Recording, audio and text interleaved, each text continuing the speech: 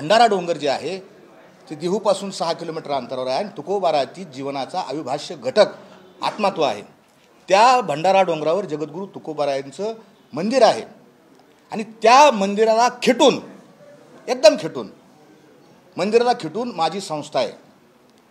17 गुंठे ज्या उतार्यावर तुकोबारायांचं नाव आहे, माझं भाग्य आहे। मी समजतो की त्याच उतार्यावर तिथं तुकोबारायांनी मला जागा दिली, त्याच उतार्यावर, सातबाऱ्याच्या उतार्यावर माझं नाव आहे। माझी संत तुकाराम ज्ञानपीठ भंडारा डोंगर पुणे अशी स्वतंत्र संस्था आहे। विद्यार्थी घडवणे, सांभाळणे हे मी काम करतो, स्वतः काम करतो। ते जगजाहीर आहे। पुस्तकांचा, तुकोबारायांच्या संत वाचनाचा प्रचार प्रसार करणं। मराठीत 10 पुस्तकं लिहिली आणि इंग्रजीमध्ये एक तुकासेज नावाचं पुस्तक तुकोबारायांच्या क्वालिटीजवर पुस्तक लिहिलेलं आहे।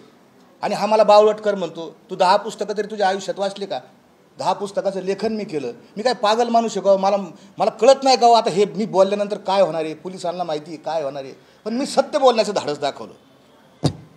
त्यांचा देहू संस्थान जिथं तुकोबारायांचं मंदिर आहे, शिळा मंदिर आहे किंवा ते जे आहे त्याचा माझा काही संबंध आहे। तिथं फक्त ती तुकोबारायांचे जे वंशज आहेत मोरे ते सगळे ट्रस्टी, अध्यक्ष वगैरे बरोबर आहे त्यांचं, त्यांना मी सहमत आहे। पण त्यांना माझी विनंती आहे की तुकोबारायांचे अभंग तिथं बदलले गेले, त्याच्यावर पण आपण भाष्य करायला पाहिजे ना। कालवुनी विष केला अमृताचा नाश तुकोबाराय म्हणतात। तुकोबारायांच्या देखत तुकोबारायांच्या अभंगामध्ये भेसळ झाली, आताही तुमच्या देखत भेसळ झाली, तर तुम्ही काहीतरी बोलायला पाहिजे। आपण बोलत नाही, आपण बोलावं, माझा संबंध नाही। पण आपण देहू संस्थानला माझी विनंती आहे की या जरांगे पाटलाच्या समोर ह्याची दान देगा देवा हा अभंग बदलण्यात आला, बदलून त्याच्यावर कीर्तन करण्यात आलं, माझा आक्षेप आहे। आपणही उत्तर द्यावं, आपल्याला मान्य आहे काही, आणि मग मान्य असेल तर गाथेमध्ये ते लिहून काढा, ह्याची दान देगा देवा, मराठ्याला आरक्षण मिळावा, मराठ्याला आरक्षण मिळावं। मी ह्या मताचा आहे।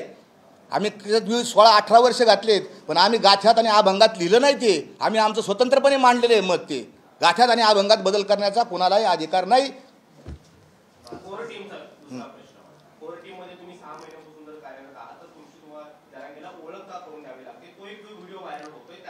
हां, त्याचं आज सांगतो तुम्हाला असं, मी जरांगेचं असं हे डोकं असं आहे, मी जरांगेच्या समोर नाही, आपण नीट पाहावं।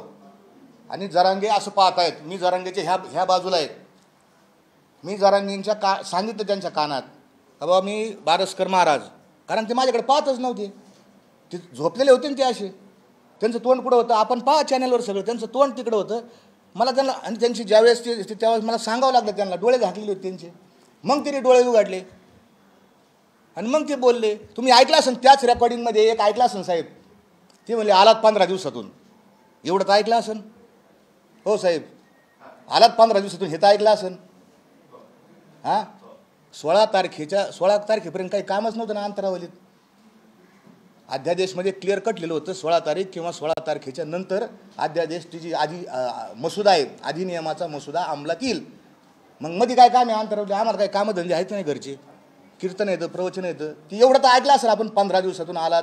आपण आत्ता रेकॉर्डिंगमध्ये ऐकलं की महाराज तुमची आम्हाला गरज आहे, तुम्ही या आंदोलनाला, आपल्याला दिशा द्यावी लागेल, मनोज दादाचे प्राण वाचावे लागतील, सगळ्या गावकऱ्यांनी माफी मागितली, मला पुरावा दिला आपल्यासमोर, याच्यापेक्षा काय बोलू। आणि मी नार्कोचं आवाहन केलेलं आहे जरांगे पाटलांना, आणि मी पण तयार आहे।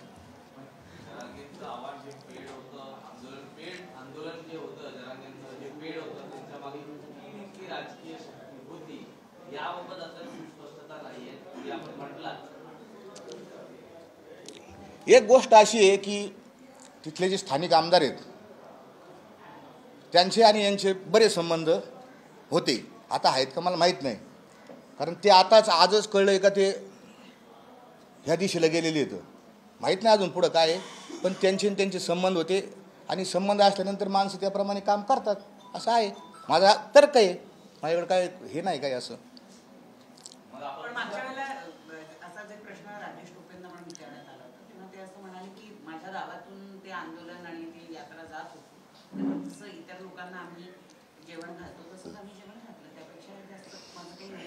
आता ते राजकीय उत्तर असतात, राजकीय लोकांची उत्तर हे राजकीय असतात त्यांचे, पण बरोबर आहे त्यांचं। आमच्या इथून सगळ्याच लोकांनी जेवू घातलं, जे आमदार होते सगळ्यांनी जेवू घातलं, परंतु असं काय असू शकत नाही। संबंध असल्यानंतर माणसं गुप्त मिटिंग घेतात, फोन होतो, सगळं होतं।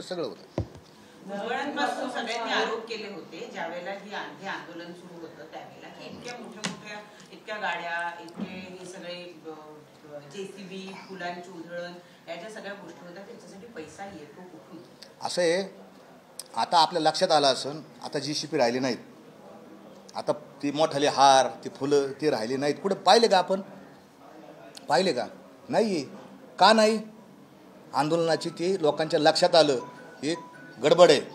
आणि पहिलं जे तुम्ही मांडला मुद्दा की सर्वसामान्य मी त्या पाहिले काही काही गरीब घरातील शेतकऱ्याच्या माय मावल्या छोटे छोटे हार करून घेऊन यायच्या, ती त्यांच्या स्वतःच्या कष्टाची होती. पण जे एवढे मोठाले हार मोठाले JCB आणि आमच्याकडे अशा काही हे आहेत की तुम्ही असं करा, हार आणा, JCB आणा, गुलाल आणा, अशा सूचना दिल्या गेलेल्या आहेत.